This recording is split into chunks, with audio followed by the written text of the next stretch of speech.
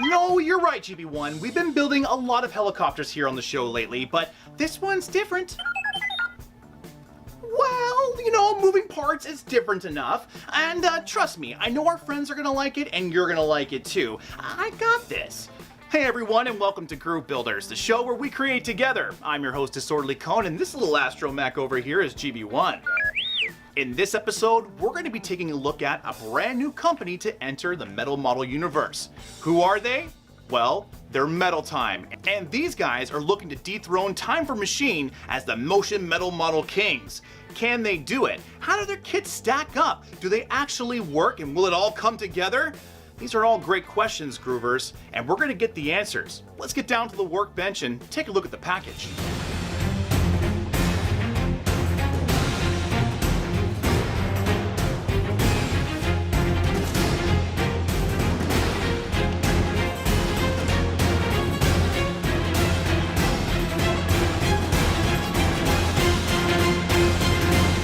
And boom, there we have it. All of our pages needed to build the lifting spirit.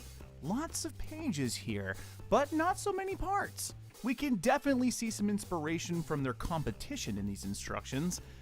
Let's take a closer look. The first thing we're going to talk about is how to assemble the spring and gear assembly. Next, we'll shape our body and add the tail detail on and show you how to line everything up so it works smoothly.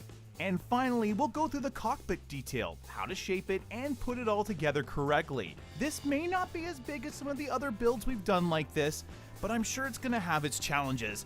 Luckily, we have a tool expert here that can give us some help. Timothy?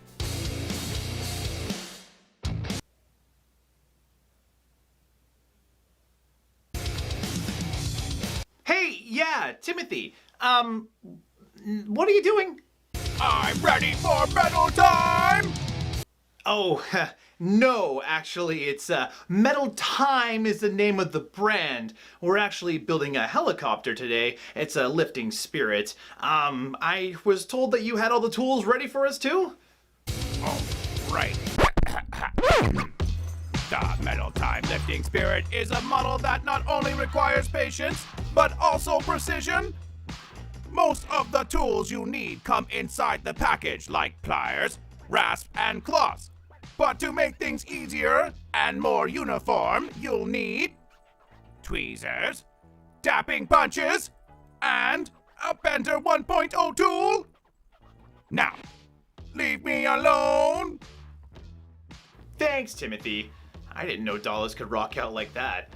Now, as always, these are just our suggestions, and you really don't need anything but the tools that come in the kit. However, having these extra ones will make it a lot easier for you to put all things together and get them lined up correctly. Now, Groovers, we've looked at our instructions and we have all our tools. There's only one thing left for you to do, and that's to press that like and subscribe button.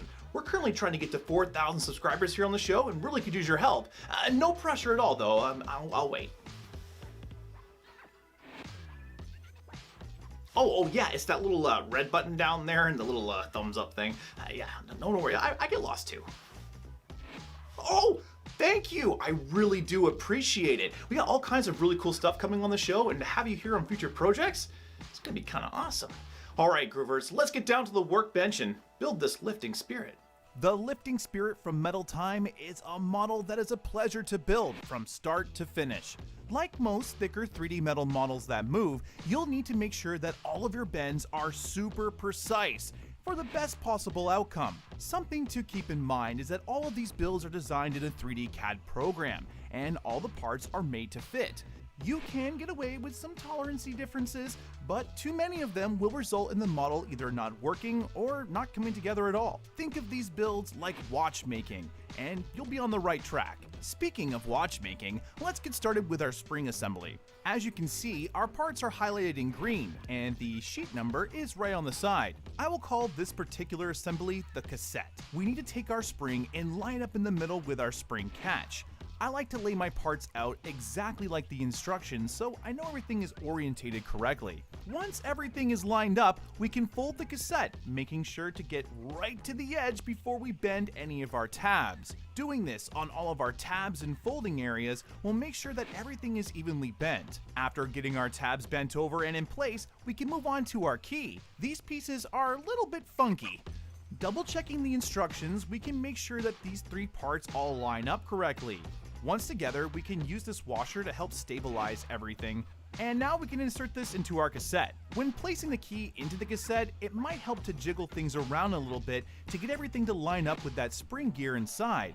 Once our key is through, we can secure it by bending these little eyelets. It's important here not to overbend them. We want a strong connection, but with a little bit of play. Okay, it's drive gear time. This is a pretty important part to get right. Thanks, GB1. I know they know I'm speaking from experience. The important thing to know about all of these parts is they have to be completely flush. Remember that rasp we got in the kit? Well, all of our parts need to be sanded from these little tiny burrs. Burrs are those little bits of metal that are left over on the piece from getting it out of that sheet. I don't do a whole lot of sanding in my videos because that's pretty boring, but believe me, I have sanded the majority of my pieces, if not all of them. Once everything is sanded and looking good, we can bend the tips of these 2 guys. Now it's very important here to make sure that we're bending the right part in the correct way. While these 2 pieces might look the same, they aren't. So make sure you orientate it to that little diagram here, and once you have it, just bend the tip down. This will allow it to catch the gear and allow the whole mechanism to work. Now we can make our pancake and secure our gear in place just like before.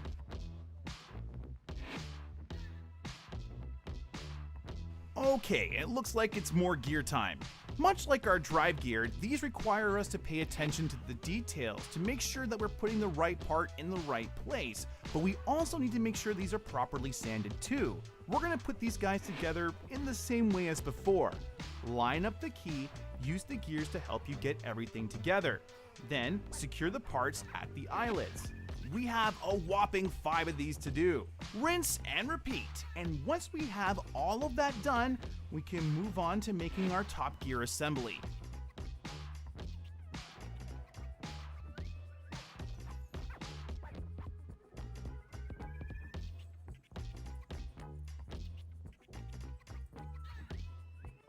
The long X part here is super important to bend correctly. Some of our gears are going to be going inside of this part and they need to line up correctly. If we overbend one particular part of our X, we might run the risk of everything being slanted and our movement not working. Going right over to the spaces for our bends and using our picture as a guide, we can start to bend our part. Now we can check our alignment as we add our different gears in. Try not to jam anything into place and beware not to misshape any of the straight edge pieces. Once lined up, we can secure our eyelets and then turn our mechanism to see if everything is working smoothly.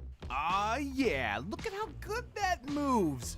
It looks like before we can add more gears to this though, we're gonna have to form our body. There are lots of good ways to get a nice body shape. A balanced diet, some exercise, and... you're right, GB1. Sorry, wrong video. Our body shape here requires some 90-degree bends and some rounded edges.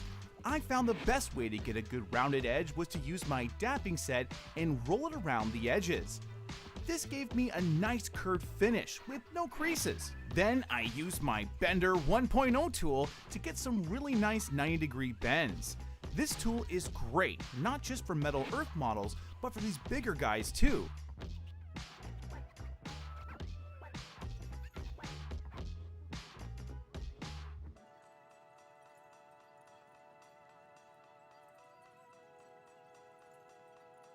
Link is in the description. We just need to round off this back, and now we can add the center details to steady our frame. Looking good! Now let's put our gears in place. Taking note of the different details on our gears, we start to place them in their proper places. Once we've gotten everything where it needs to be, we can check the alignment by this diagram, and then turn the key on the bottom to check to see if everything moves freely. If things aren't moving, try to see what's not lined up, or see if maybe there's one of the tabs that's getting caught on a gear. Sometimes if we don't do enough bending in securing the tabs, or if we over bend the tabs, this can cause the gears to misalign. Once we have everything set, we can add our stop in. Again, this is just a key.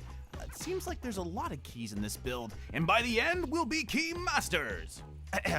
Let's move on to our tail gear area. For this, we need to build a shaft. The shafts in these builds are notoriously finicky and loose, causing most of the models that have them not to work correctly. The best way I have found to get these things to work is to be as consistent as possible, and in this case, the tighter and flusher the connections, the better. Let's place these little guys on top and below, and then we can use these rings here to help us secure them in place.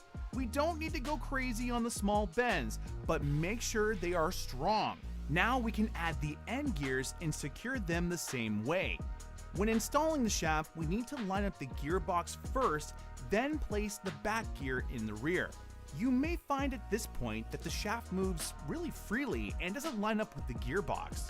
You can adjust the placement of both these gears by taking where the eyelets are on the front and back and moving them up and down. However, be careful not to over-warp these. You shouldn't need more than a few adjustments.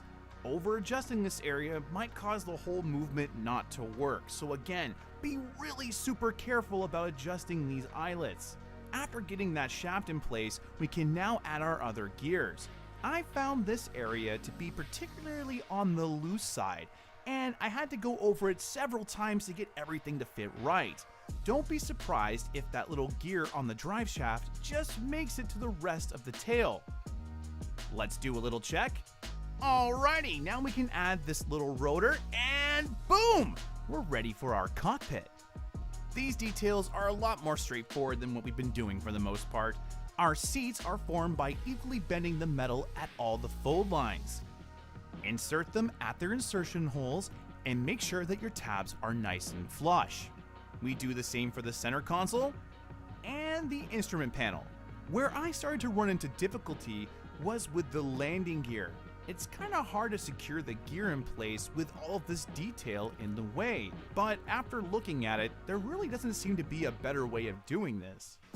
We can unbend some details if we need to be able to get this securely in place, but just make sure that we don't go too far and accidentally warp any of the parts. Looking good! Now we can add the wheels and fit these doors. Okay, let's move on to the top. This part looks difficult, but with our bender tool and dapping set in hand, we can get the right curves and folds with these. I will roll our nose equally on either side, and then we can do the same for our top. With our bender tool, I can finish up the bends we've already done and make them a little sharper. After getting it properly shaped, we connect these two pieces together, and let's get these smaller details going.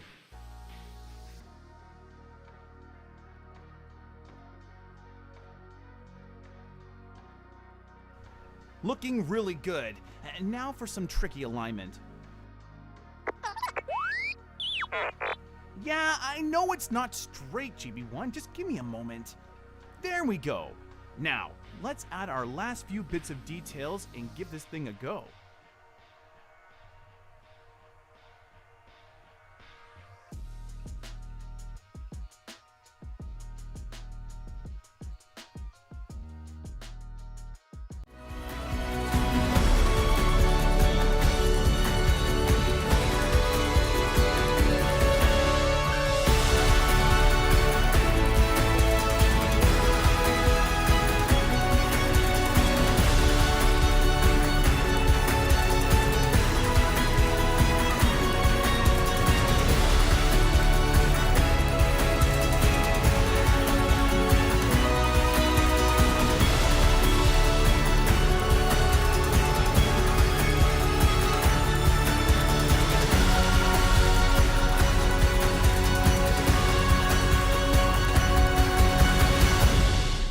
There we have it, the lifting spirit from Metal Time.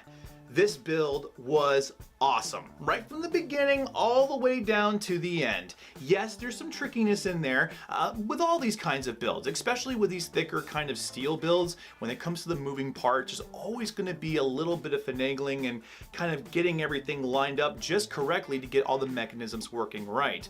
What I found with this particular kit was that Metal Time went out of their way to make sure that all the engineering inside really worked well, and it was simple enough that you could use it multiple times without it really wearing out.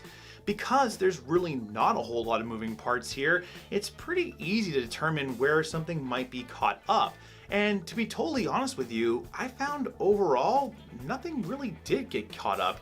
The tail section here can be a little bit finicky at times, and I did find that this little back rotor here tends to sometimes get caught on that little side piece, but outside of that, this model works exactly as advertised. And as someone who's built all different kinds of metal models out there, the ones that move tend to not always follow that description. So to be able to build a kit like this that's more complicated and have all the working pieces actually work, while that shouldn't be a big thing for our industry, it kind of is. So I'm really excited to see what other models Metal Time puts out there into the market, and if they pay as much attention to detail as they did with the Lifting Spirit as they have with their other models. Can I recommend this build for new builders out there?